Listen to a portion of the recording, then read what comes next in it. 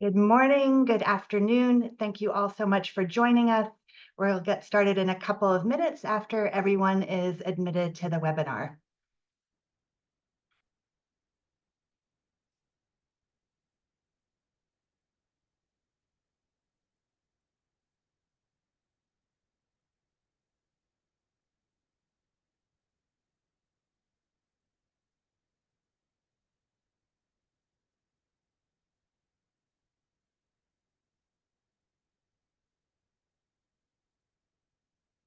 Good morning. If you're just joining us, welcome. We're going to give people just another minute or so to get into the webinar, and then we'll begin.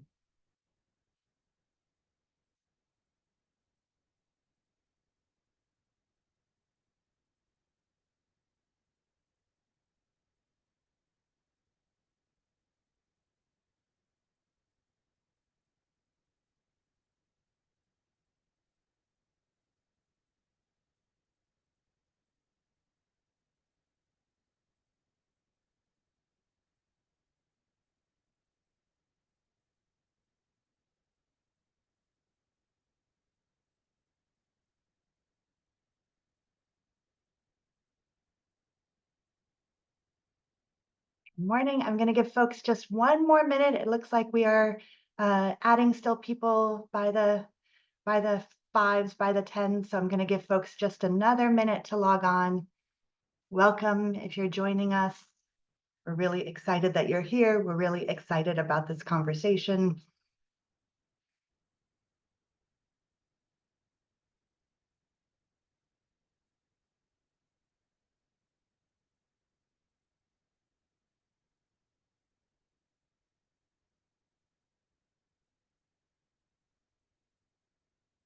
Okay, I think we can get started.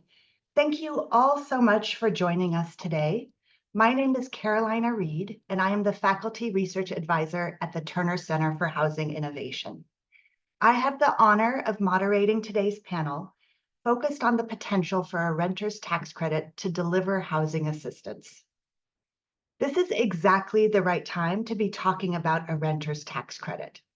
The number of cost-burdened renters has reached an all-time high, with the burdens falling most heavily on low-income households. At the same time, evidence that tax credits are a powerful approach to reaching low-income families has only grown.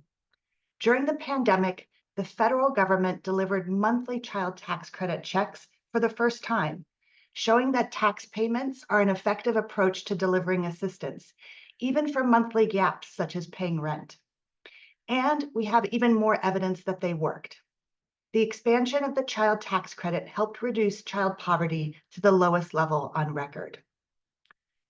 Another reason why we should be talking about this now is the political opportunity. Next year, federal lawmakers will be discussing and negotiating tax reforms, as several provisions from the Tax Cuts and Jobs Act are set to expire. In those conversations, a renter's tax credit should be on the table. To help discuss its potential and what policymakers should consider in designing a credit, we've brought together a terrific panel of speakers. First, we are going to hear from Sara Kimberlin, the Executive Director of the Stanford Center on Poverty and Inequality, who with Elizabeth Kneebone authored the recently published paper, Options for Addressing Rent Burdens Through the Tax Code, Considerations for Designing a Renter's Tax Credit. Sara is going to give an overview of the key takeaways from the paper. For those of you who want to learn more, the link to the full report is in the chat. I also want to acknowledge the incredible contributions of Elizabeth Kneebone to this research, whose work on tax credit policy was critical to us focusing on this issue at Terner. We then have three panelists who will join me and Sara in a discussion of the paper's findings and implications. Jeremy Greer is co-founder and co-executive director of Liberation in a Generation, and recently co-authored a report on tax policy and racial inequality. We are also joined by Michael Dahl, the director of public policy at Homeline Minnesota, who will be sharing the details of Minnesota's renters tax credit policy with us. It's a powerful example that these policies can work at the state level too. And finally, Sarah Sadian, Senior Vice President of Public Policy and Field Organizing at the National Low-Income Housing Coalition, where she has been leading efforts to pass a federal renter's tax credit. Thank you all so much for being here today. A bit of housekeeping. The webinar is being recorded and will be available on Terner and Stanford's website after the webinar.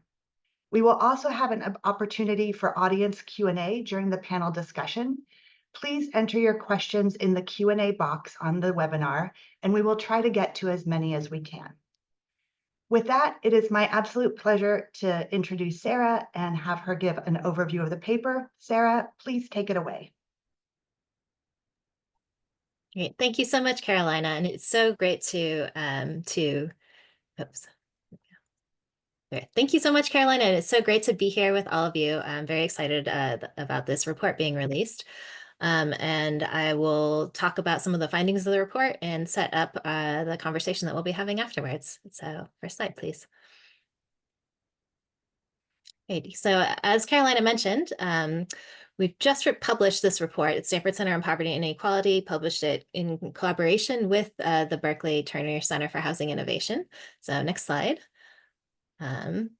You can find this report on both websites. So here are the QR codes just to make that easy for you all. And why don't we dive right in? So why consider a renter's tax credit? One of the key goals that we had when writing this, working on this report, was to really kind of draw the line between the conversations happening in the housing policy world and the conversations happening in the tax credit, tax policy world, to show how these kind of two areas of policy could talk to each other and intersect. So just to start with a little bit of level setting about what is a renter's tax credit, in particular in the way that we're talking about it in this work. So this is a tax credit provided when someone is filing their personal income taxes. A credit that's available to renters. Sometimes it could only be renters who meet certain eligibility criteria. For example, they have a high amount of rent compared to their income. And it can be made refundable. So that would mean that low-income families and individuals who don't owe a lot of income taxes or don't owe any income taxes could receive the credit as a payment. So in that way, that could be structured like the earned income tax credit or child tax credit. Next slide. So I just want to talk with a little, just some basic information about who renters are. And this is where I think throughout this presentation, I'll do a little bit of talking to the side of people who may be more familiar with housing policy, to the side of people who may be more familiar with tax policy, to again, try to connect the lines between those two. So when we think about who renters are in the United States, it's about 100 million individuals living in rental housing. So that's about 30% of all US residents. About 25 million children, roughly a third of US children, about 10 million seniors. So about 1 in 6 seniors living in rental housing. So we're talking about a lot of individuals affected by the cost of rental housing. More than half of people in poverty live in rental housing, if we look at poverty under the supplemental poverty measure. And in terms of race ethnicity, about 4 in 10 renters are non-Latina white individuals, while Black and Latina and Native Hawaiian and Pacific Islander and American Indian and Alaska Native individuals are disproportionately likely to live in rental housing. So to make the point that there are a lot of white individuals who live in rental housing, and there is also a racial equity issue at play when we're talking about the needs of renters. Next slide. And so in terms of thinking about why renters may need support, as Carolina mentioned, there are really high rates right now. About half of all renters nationwide face an unaffordable amount of rent compared to their income. And importantly, housing instability and homelessness are linked to negative outcomes across many different domains, across education, employment, a lot of different kinds of opportunities over the short term and the long term that are linked to housing and housing quality. Also, housing costs are typically a family or individual's largest basic need expense. That's about half of most families' basic needs budget. So that means housing affordability is really a key driver of poverty as well, and of economic insecurity in general. And finally, renters are substantially more likely than homeowners to live in poverty and to face unaffordable housing cost burden. So switching gears to talk a little bit more on the tax credit side, why tax credits for renters? So One key point is that there are many existing housing subsidies that meet a lot of really vital needs. If we're talking about housing choice vouchers or light tech housing, a lot of different kinds of ways that renters can receive support. But these supports do not reach many of the renters who are struggling. So nationally, only 1 in 4 eligible households get any federal rental assistance. And on top of that, many of those who receive some of this rental assistance, like vouchers, are unable to successfully use the assistance. And so, so there's a challenge, there's still room for more support for renters to meet unmet needs. At the same time, if we look at the tax system, there are substantial tax benefits that are available for homeowners, but there's typically little to nothing that is specifically available for renters through the tax code. So if we look at the federal level, there's no federal tax benefit specifically for renters, but about $40 billion in tax expenditure for the federal mortgage interest deduction and real property tax deduction combined. And in many states, there's a similar kind of disparity where there are much larger tax benefits available to homeowners and little or nothing available to renters. And then again, we've seen particularly recently over the course of the pandemic, but there is a long-standing track record here to build on, that tax credits offer a really viable vehicle for delivering direct cash support at scale. We saw this with the stimulus payments and expanded child tax credit during the pandemic. There's a long history of earned income tax credit, child tax credit, other kinds of benefits delivered through the tax code. So we know that this is a policy vehicle that can be used at scale. And so just some potential advantages of renters tax credits when we think about how this may fit into as a possibility to fit into the broader range of supports for renters. One thing is that this leverages existing infrastructure for tax filing and administration, so that can help simplify things for both the people benefiting and for the agencies administering. There's a lot of flexibility within tax credits to tailor the credit parameters, and that means there's a lot of options for tailoring to specific target populations, to targeting the depth of subsidy, for targeting the credit in a way that accounts for a total cost or total revenues available to support a credit. And also some ways that this tax credit differs from other kinds of many other kinds of broadly available supports for renters. It does not have to require active or voluntary landlord participation. Landlords can be blind to who receives the tax credit, although that is a policy design choice, but it is an option, which is different from most of the supports for renters that are currently available. And also, tax credits are normally available to all eligible tax filers. So all eligible renters would generally be able to access a tax credit without wait lists or geographic constraints. So again, this would be a different, a contrast to some of the existing housing subsidies that are constrained in those kinds of ways. Across all of these decisions, the tax credit design really matters in terms of who benefits, what policy objectives are being achieved, and what the total cost and cost of the credit is.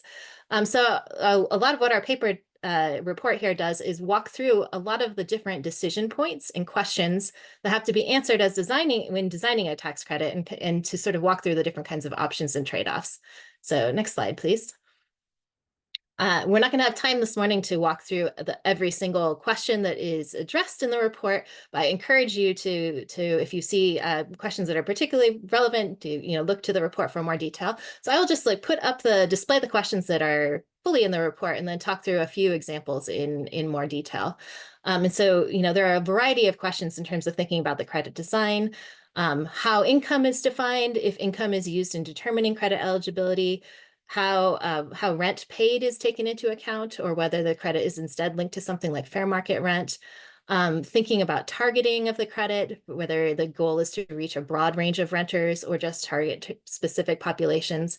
And then thinking about the very specific credit design, whether it's a flat amount or an amount that scales according to either need defined in some way or income defined in some way. And thinking about whether the credit's refundable. So I'll just, again, touch on just a couple of these this morning. So next slide. In terms of thinking about targeting, one thing to consider is, tax credits are often targeted based on the income of the tax filer. So it's useful to think through or look at what the housing cost burden is among renters at different income points in the across the income spectrum.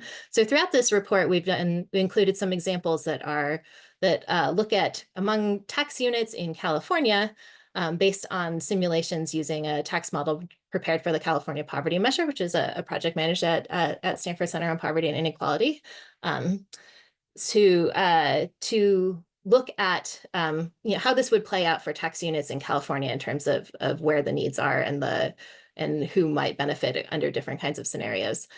So something important to note here when we look at this slide is that you see that rent burden, like high rent burdens and particularly severe rent burden, is much higher among tax units that have smaller amounts of gross income. So you see the larger bars at the top, the smaller bars at the bottom.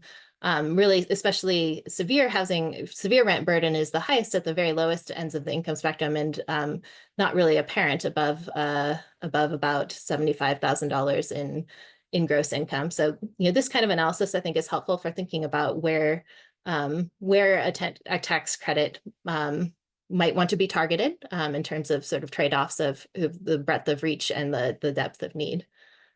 Next slide, please. Another way of thinking about targeting is to sort of think about how the scale of tax units that face rent burdens and the changes depending on how you define the target population. So again, these are examples from our tax modeling for California. And the less important than paying attention to the specific numbers is just to pay attention to how the numbers change depending on how the targeting is narrowed. So again, there's different ways. It's very straightforward to tailor tax credits to different populations. So you can tailor it by income eligibility, can tailor it by whether a tax unit has dependents, you can tailor it by the age of the tax filer. So again, across these different kinds of arrangements, you see different patterns of the number of tax units that would be facing affordability challenges and the depth of their affordability challenges. Next slide, please.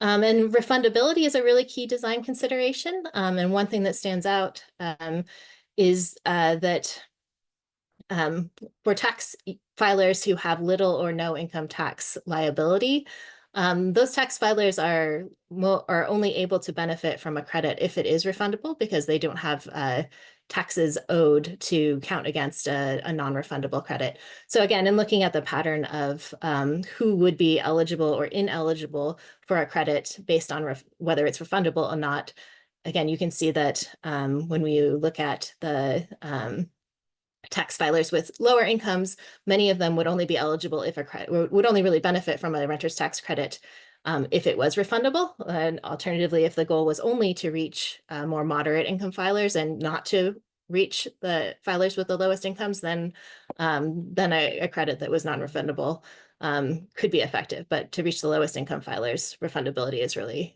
a critical issue when you look at the data. Next slide, please. Just a couple of other considerations. These are some of the questions that we've often encountered in having conversations about these ideas across both housing policy folks and tax policy folks. So again, I won't go into all of these in detail, but we discuss all of these in the report. But I do want to just talk about the first one here. Would simply expanding existing tax credits be an effective strategy to help struggling renters? It's a question asked a lot. Next slide, please. So, the key question here is, well, if you just made, for example, earned income tax credits larger or child tax credits larger, would that really be hitting all of the renters who face rental affordability challenges? And so maybe that would be, would that approach be just as effective as creating a new credit or developing a different policy that was specifically targeted to renters? So one of the things we looked at in this report was, well, taking a look at that situation in California and sort of looking at what share of what share of tax units that have rent burden are or are not eligible for other kinds of federal tax credits or state tax credits. And you'll see the yellow bars here are the share that are not eligible across these different kinds of tax credits. So you can see there is definitely some overlap in terms of other credits reaching renters who are struggling with affordability. But there are also a lot of renters, at least in our analysis of these data, that are not reached by any existing tax credits. So just expanding existing tax credits would not have any effect on the resources available to those tax units. So in this analysis is, one cut of doing it, but it's possible to look at this for different target populations, those kinds of things too. And I think it is an analysis that's useful in terms of thinking where there may be gaps in the resources flowing through different kinds of policies. Next slide, please. And then finally, just to talk a bit about implementation, because we know that implementation of the policy also has a significant effect on who it reaches and how what the costs and benefits are. So again, next slide, please. We consider a number of different questions about implementation in the report. So again, I won't go into all of them, but just know that these are all discussed in there. But I will talk about a few, and I know that we'll be addressing a few more of these in the discussion afterwards. And so one thing to consider, I'll just talk about this issue, is who is at risk of not being reached by a renter's tax credit. In particular, who are the individuals who have no other reason to file taxes and so might be unlikely, might be less likely to file taxes and benefit from a credit. So we again look at this in the California data, and we found that there is a share of the filers with rent burden who would not be eligible for any other kinds of existing tax credits and would not be required to file taxes because their incomes are below the filing threshold. And so, there is that share of renters there. So that would be, I think, an important, it's an important point to consider in considering adopting a renter's tax credit. At the same time, the vast majority of the renters with rent burden would be expected to be filing taxes because they either are required to or they are eligible for other kinds of credits already. So again, I think this is a useful kind of analysis to think through. Always important to think about, no policy is going to address every individual's needs. So thinking through who's likely to be missed, and then, what other kinds of policies might be needed to be able to either avoid those individuals being missed, sort of more targeted outreach or other ways to make sure that they could access the credit, or thinking about whether other kinds of policies might be better suited to help those kinds of individuals meet their needs. So again, these kinds of analysis of the implementation issues also are important to considering the policy opportunities. Next slide. So just in summary, there are many design options available through renters tax credits. That's why I think it's a really interesting policy to explore and think about. Also trade-offs to consider as across each of those decision points. So again, much more detail available in the report, which you can find online at either the Terner Center website or the Stanford Center on Poverty and Inequality website. And I am looking forward to discussing more with the rest of our panelists. Thank you so much. Thank you so much, Sarah. Definitely lots to discuss. And so very exciting to have our panelists joining us today. Jeremy, I'd love to start with you and talk a little bit about how tax policy has contributed to the racial wealth gap in the United States and how a renter's tax credit might help balance that. Yeah. Thank you, Carolina, and Sarah for this report. I'll say when we think about the tax code, we have to think about it within the context of a larger economy, and a larger economy that we at Liberation Generation call an oppression economy. It's essentially an economy that by design has leveraged the existence of racism to extract from Black and Brown communities and to disadvantage Black and Brown communities within it. And with that as context, it shouldn't surprise us that Black and Brown people do worse by our existing tax system. We released a recent report called Separate but Unequal, in which we looked at 12 of what you'd call tax spending programs within the tax code. This is essentially programs where money goes back out to individuals through the tax code. And in those 12 programs, we found that they totaled about $1.2 trillion. If you think about the context of that, that is larger than what is spent on Medicare. It's larger than what is spent on defense spending. It's larger than what is spent on Social Security. It is the largest set of spending programs that the federal government has. And if you look at the distribution of who gets those benefits, we found that 79% of those who benefit from those 12 spending programs are white. It's white households. And that's with the backdrop of white households only being 59% of the share of tax filers. So there's more value going out to white households than there are the number of tax filers. Compare that to Black households. That number is 6%. About 6% of those benefits go to Black households. That's with Black households being about 14% of tax filers. So less value going to Black households than the number of filers, and that's 11% for Latinx households, with them being about 19% of tax filers. So there's more benefit going out through the tax code of people paying into the system, because we're all paying into the system, and less coming back to Black and brown households. And so why is that? Why? That is because the tax code benefits those who are already owners of wealth, people who own wealth, own a home, own a retirement account, own stock in the stock market, have a employer provided medical plan. Though these are all the people that benefit and get value back, business owners who get value back from the tax code. So essentially the way to get value back from the tax code is to own things. And we know our economy, and you know, that's probably a webinar for another day, that Black and brown households have been withheld from ownership in this society, have been held from business ownership, home ownership, access, ability to participate in the stock market. And since we're talking about the renter's tax credit, I'll just open up one example, which we'll probably talk about a lot here, which is the mortgage interest deduction.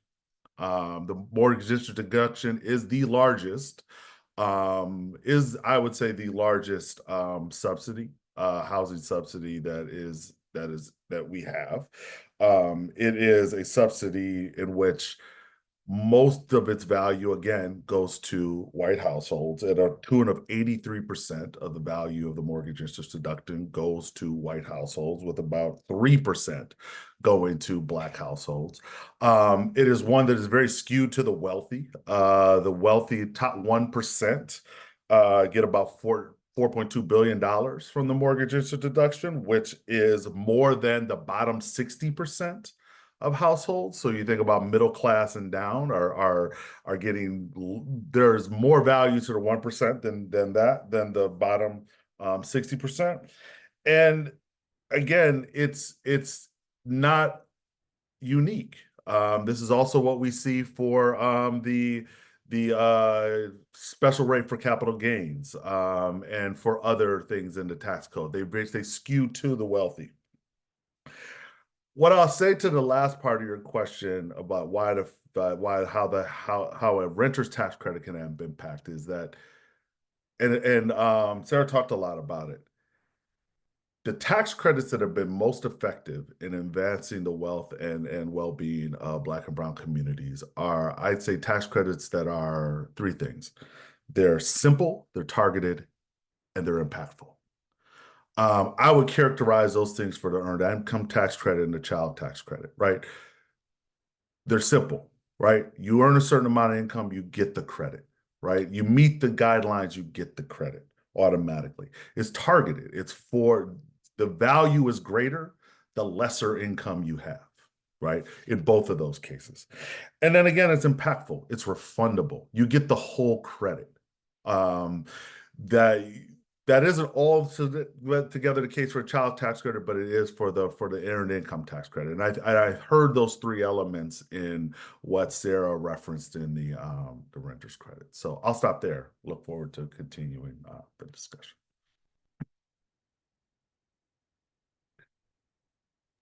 Can't get that mute button. Still after 4 years on Zoom, still struggling. But yeah, we're going to come back to those different design elements and how those designs impact different populations. So thank you for that. Really, really important. Michael, I'd like to turn to you. Minnesota has one of the country's strongest state tax credits, renters tax credits.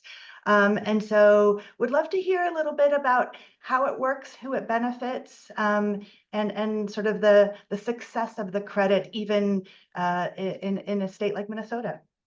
Sure. And first of all, thanks for the report that you generated and also the one that the separate and unequal, very helpful to understand the situation that we're in. My name is Michael Dahl. I'm Public Policy Director with Homeline, and Homeline does legal organizing and advocacy services so renters can solve their own problems. And one of the issues that we deal with on an annual basis is making sure that renters avail themselves of the renter's credit that is available in Minnesota. It is a targeted tax credit that comes through. It's seen as a tax subsidy for property taxes that people pay, and property taxes being regressive, it introduces some more fairness to the system by having this credit available to people. It's also targeted in that it is income and household size based, and it's also fairly universal in that it doesn't target seniors or disabled folks or whatever. It's really available to people based on their income and household size. And because of that, over 60% of the tax credit actually goes to people making under $40,000 a year. Again, I said that it's billed as a tax credit, whereas I know on a federal level, it might be more seen as a housing subsidy, which is a difference that we see it that we see it a little bit differently as how we package it in Minnesota. If there's some of the drawbacks to the system, one is that it's one time in nature, and tenants have to fill out a form, send it into the state, and then wait several months to receive a credit that they know is that check that they get in late August or early September. And so that one-time nature and how they get it is seen as a negative for the system. Also, if there are exempt properties, they may not be able to take part in giving their tenants, the tenants doing the rent credit. Positive aspect is that, again, we're introducing fairness into the system, not just in providing the resource, but also seeing that it is a regressive tax that we're trying to make more progressive. That's how this system is designed. If there's advice that I would give about how to structure a tax credit, it's to, first of all, make it as easy as possible for landlords to participate if they have to participate. We get many of our calls from people who've simply not received the form from their landlord to get the property tax refund. And so that's something that is very important. We also like to talk about how, because it's this lump sum of money that people receive once a year, the money gets recycled in the local economy. And how can we understand that? We actually call up renters every year and ask them, how do you use your property tax refund? And they give us very specific things like, I buy medications, or I get school supplies, or I'm going to get ahead on the holidays and make some purchases there. And so we're able to quantify in a way that helps the people who are making decisions, but also the populace overall to understand that this is something that doesn't just benefit the renter, but also the local economy when we see it being cycled through the system. And then lastly, point out that for advice is that racial equity is definitely something to take into account here. Minnesota is one of the worst states for the gap between home ownership and renters. And so when we funnel some more money into the rental economy, we're reaching BIPOC communities, and we consider that really important. One thing I will note, I said that we don't target this, but we are able to see that that about 30% of the benefit goes to seniors and disabled folks. So we know that we are getting to that community, but it's not something that is specific eligibility. Last thing I'll note is that I think it's important to see this as something that goes through the tax system, because right now, as I said, renters have to, in essence, fill out a separate form, send it into the government, and then wait a few months to actually get the money back from them. We're switching to a system where it now happens through the state income tax form. And because of that, we're increasing the number of households that will receive the tax credit by almost 50%. Because people simply did not know that they were eligible for this credit. And so it's a huge benefit by making it something that someone will want to participate in because they are filling out their tax form.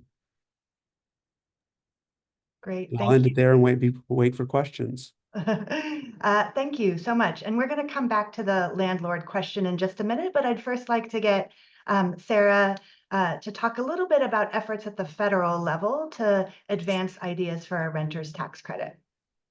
Absolutely. I'm so excited to be here today.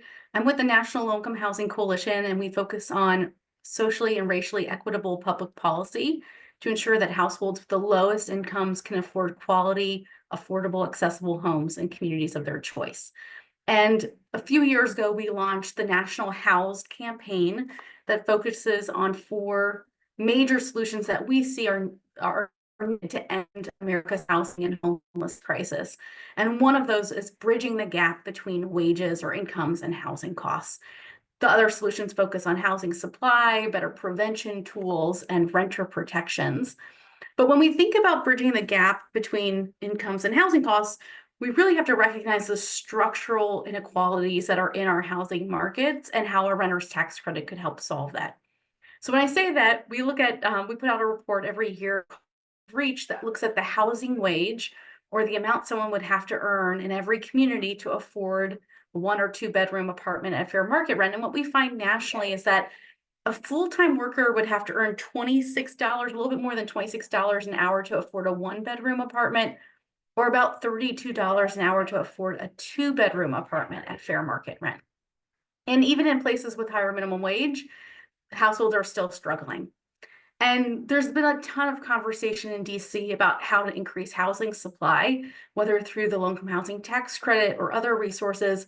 But the truth is that those units aren't going to be affordable to households with the lowest incomes unless we're pairing those supply sources with something like a renter's tax credit or another resource. So when we think about our goal of universal rental assistance, we tend to think of it as universal access to the Housing Choice Voucher program. But I think there's a lot of benefits to be thinking about for a renter's tax credit to help overcome some of those challenges that Sara mentioned earlier. But also there's political opportunity. So next year, we know Congress is going to have to tackle a major tax bill. Lots of provisions are expiring.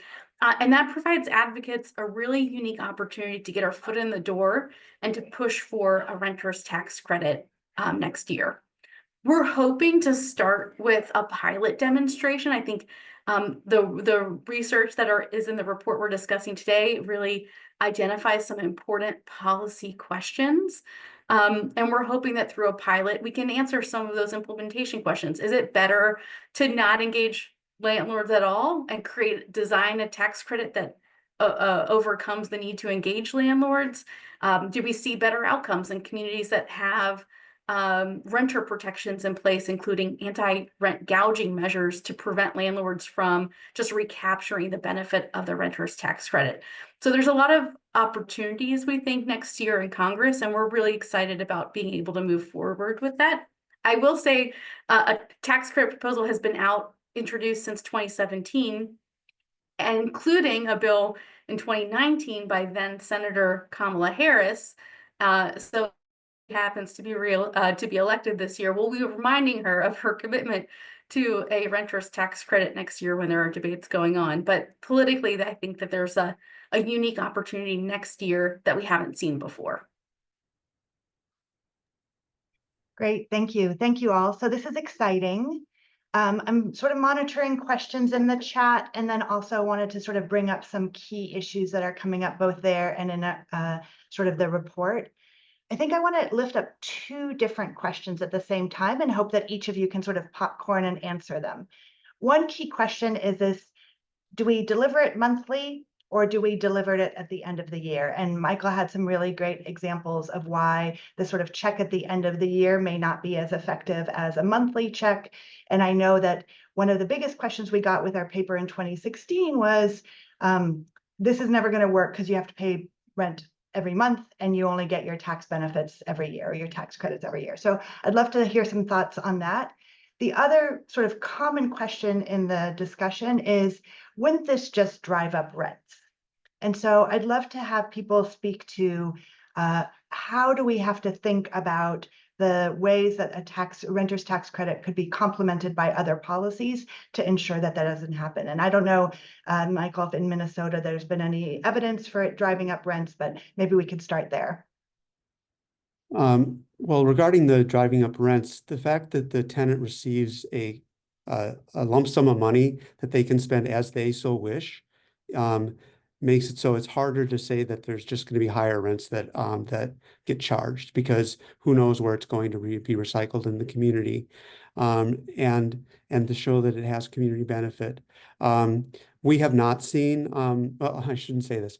The market will say what the rents are going to allow, and we haven't seen an increase in the rents based on this solely as a criteria. It's just rents are rising because landlords can charge more because there's a scarcity of resource. And so that's certainly not something we've seen in Minnesota as a specific thing there. And what was the first question you asked? It was whether or not this sort of monthly versus yearly credit.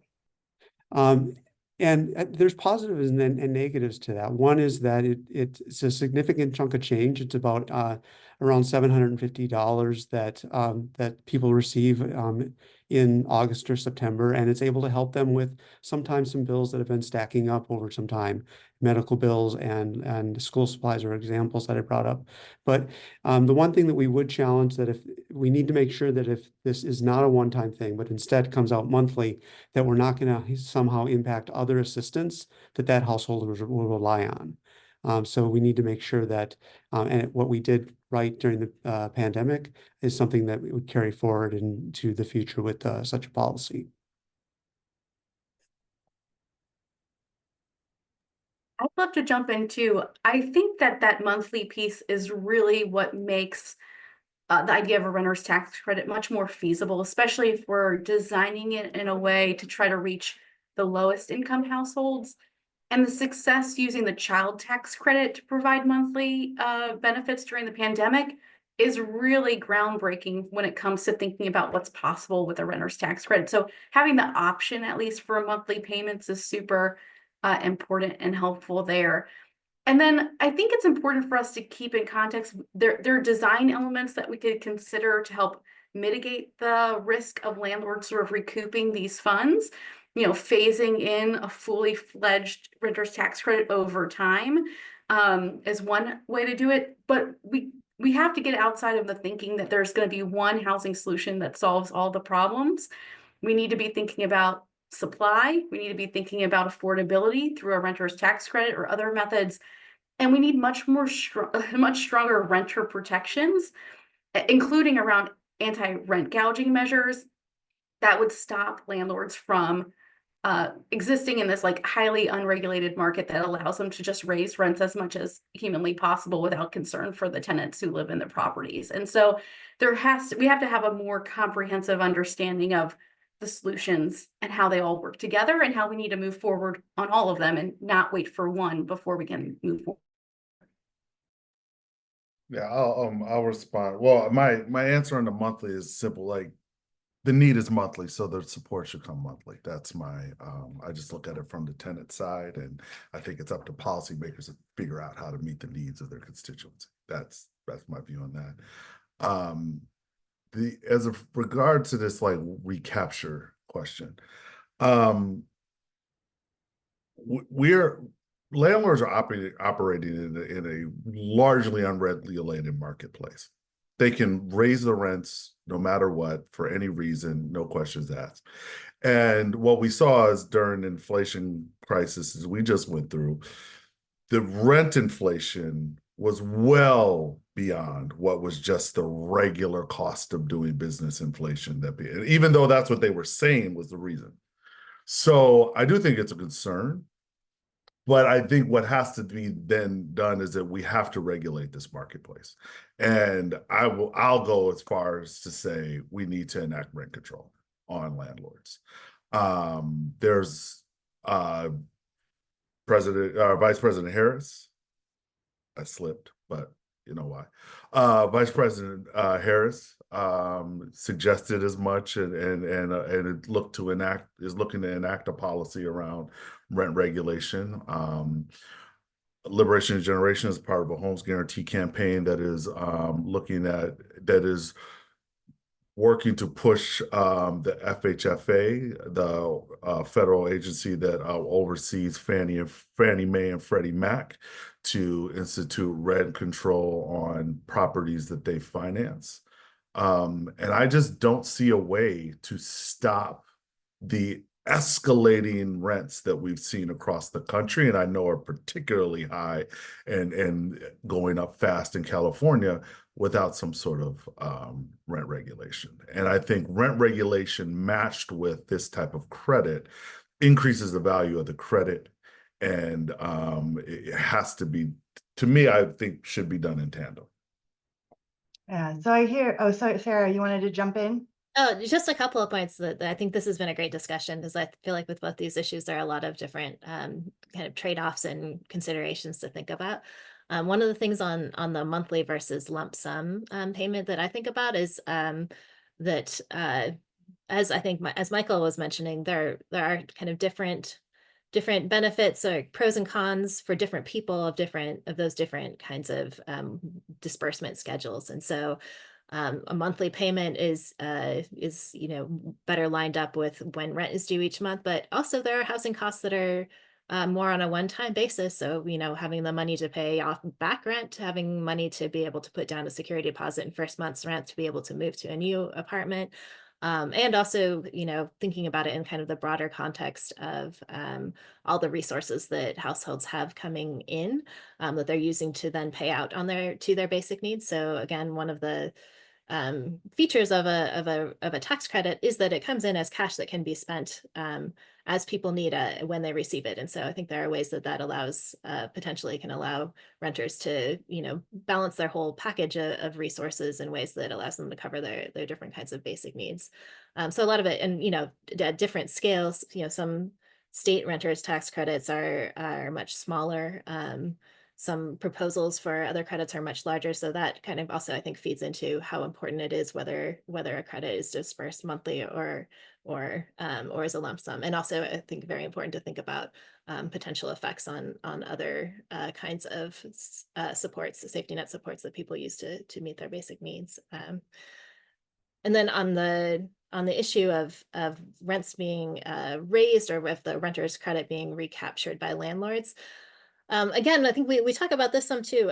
Both of these issues we talk about in the report, but that's where I do think thinking through the specific design of a credit really would affect how much you might expect it to have an effect on rents or the labor market in general. The rental market in general. So something that's smaller or more targeted, we wouldn't expect to have as much of an effect. Something that's very broad and very deep would, have a, larger potential effect. But also thinking about one issue that I think hasn't been raised by others is the idea that if there were a policy in place that was an ongoing credit, that could stimulate potentially the development of more rental housing. If housing finance stakeholders and if developers knew that there was going to be a broader range of renters who would be able to afford to pay rents, that would be an incentive to develop more rental housing. And so, there is that piece too, that it could, it could over the long term at scale be an instrument to increase rental supply. And this also thinking about how other kinds of supply policies, so there are policies to cap how much rents are raised, but also policies to encourage development, to subsidize development, and across all different kinds of things, which, I mean, that can mean building new apartment buildings. It can also mean incentivizing people to put an ADU in their backyard, or to take the single family home that they inherited from their parents and put it on the rental market, as opposed to holding on to it as a second home. So, I mean, there are a lot of different ways that housing supply can be addressed through policies as well. So I think that's another piece to put on the table.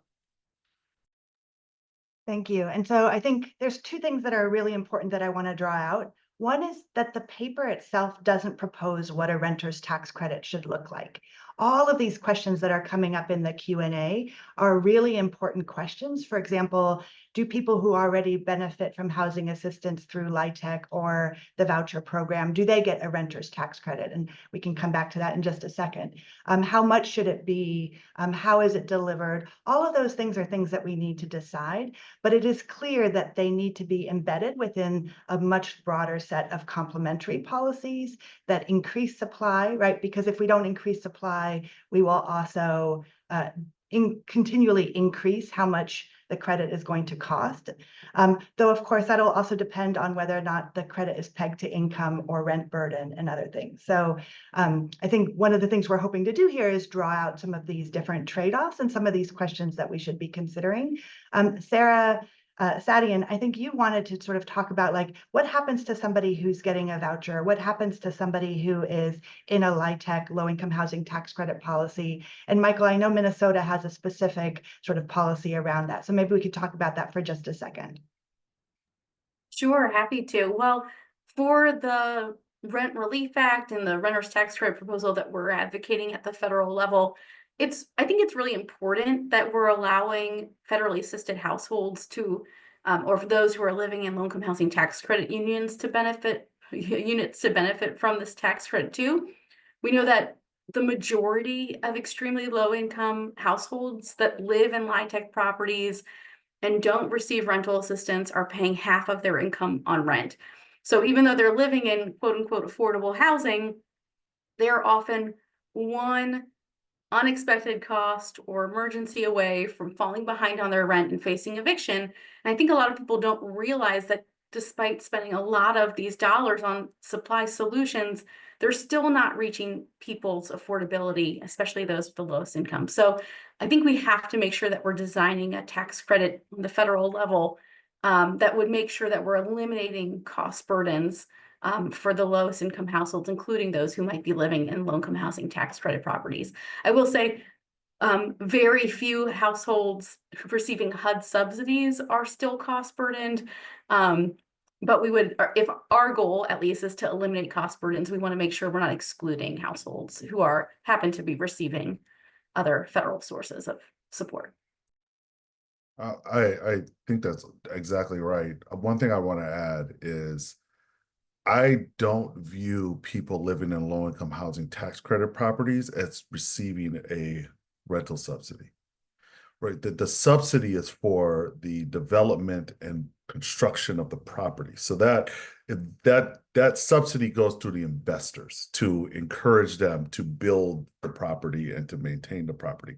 The individual renters don't get the subsidy. Now, some might argue that the rents are such, but the rents are still established within a marketplace, right? Like, so yes, it is regulated by the subsidy, but it is still set within the marketplace, which is why you have cost burden renters in low-income housing tax credit. So I would say, even if you, which I don't ascribe to, but even people say, well, these are already subsidized rents, I would argue that those renters are actually not receiving the subsidy, therefore should be eligible for a subsidy through a renter's credit.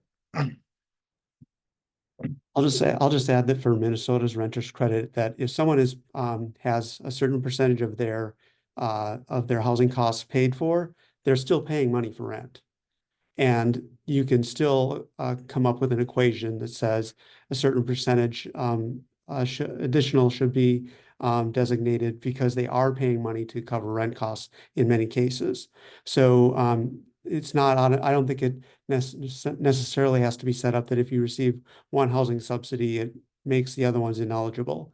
And I would encourage any state or on the federal level where you're trying to take a look at that the benefits be allowed to go to those who most need it. And in some cases that may be to people who receive a subsidy, but it still doesn't manage to cover all of their housing need costs. Great, thank you. We are starting to run out of time. One of the other themes in the questions is around reaching seniors. And I know, Michael, you said that in Minnesota, the tax credit does go to a lot of senior households and households with disabilities. But I think maybe as sort of our final round of questions, I would love to hear how you would each target a tax credit. Maybe sort of what is your dream design for the tax credit itself in terms of targeting, affordability, and yeah, I'll leave it there. Maybe Sarah, yeah, you go I first. can jump in, yeah. And I think Jeremy hit on a lot of these issues earlier. From our perspective, we don't want to recreate new tools that have the same social and racial inequities within them that we see within existing policy across the country. And so for me, at least, there are 4 major criteria that we have to think about. Full refundability, so that we're reaching the lowest income people. A progressive design, so that the lowest income households receive the greatest benefit that phases out as incomes go up and as cost burdens go down. The ability to receive resources on a monthly basis, so it's easier for households to use it to pay their rent.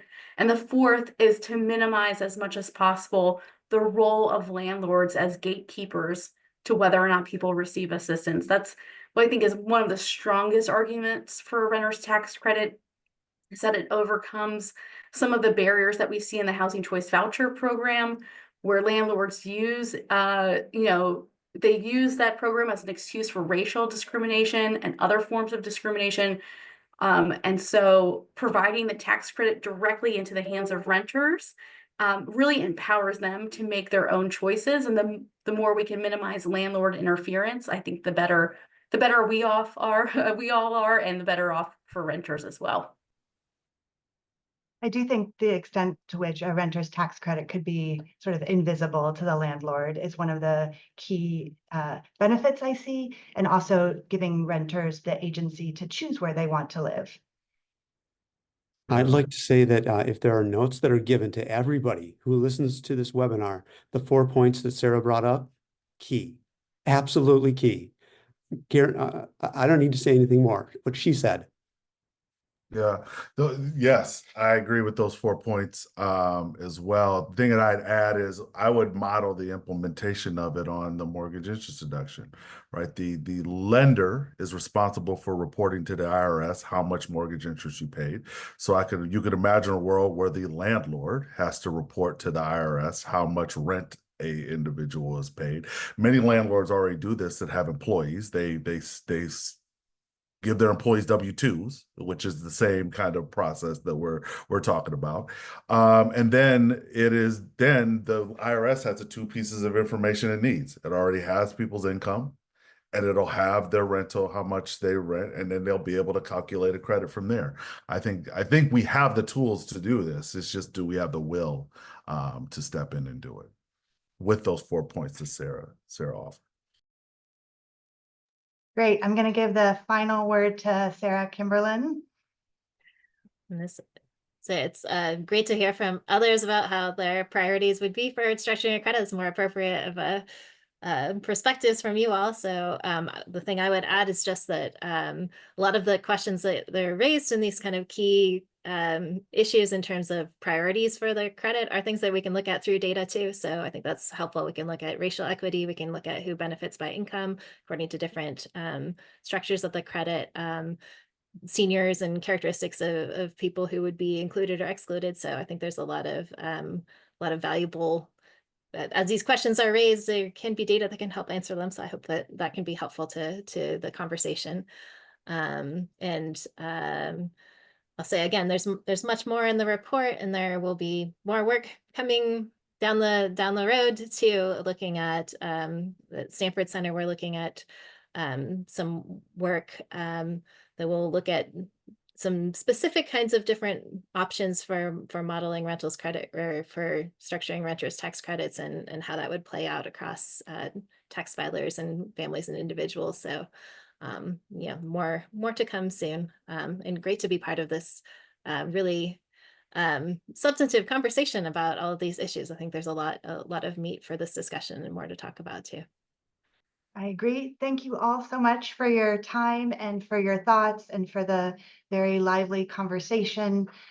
For those of you on the webinar, if you would like to get notification about the recording, please sign up for the Terner Center newsletter. And with that, thank you all so much.